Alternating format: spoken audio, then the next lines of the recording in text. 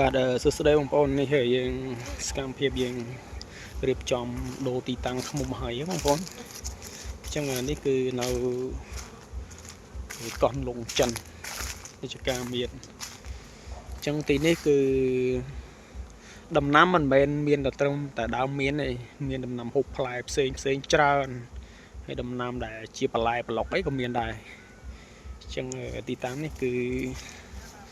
ណយផលដល់កសិករណាហើយឃុំយើងពេលដែលយើងបើកចេញណានោះគឺវាហើតម្រង់ទៅរកផ្កាមានបងប្អូននេះឃើញទេពេញអញ្ចឹងឃុំយើងគឺយើងចិញ្ចឹមប៉ុន្តែយើងចិញ្ចឹមធម្មជាតិដូចឃុំដែលយើងរកបាននៅក្នុងព្រៃធម្មជាតិដូចគ្នាបងប្អូនគឺយើងច្រឡាត់តាមរដូវកាលពួកឃុំនេះយើងទំយកចេញមកពីបែកអន្លង់ទេបងប្អូននៅស្ទឹងត្រង់ណាអញ្ចឹងយើងយកមកពីបែកអន្លង់យកមកដាក់ជាការមានដោយសារខែនេះមានចាប់ផ្ដើម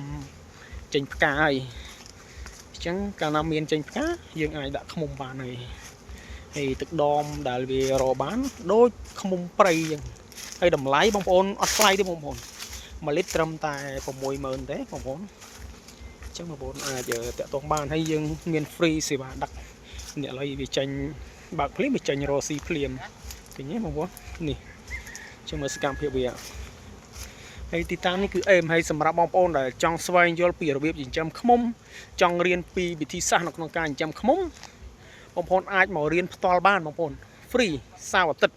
គឺយើងអត់យកលុយទេមករៀនហើយមកមើលសកម្មភាពអនុវត្តជាក់ស្ដែងបានអញ្ចឹងយើងបង្រៀនហើយបងប្អូនចង់ញ៉ាំតែឃ្មុំអីញ៉ាំតាមចិត្តអត់បញ្ហាទេ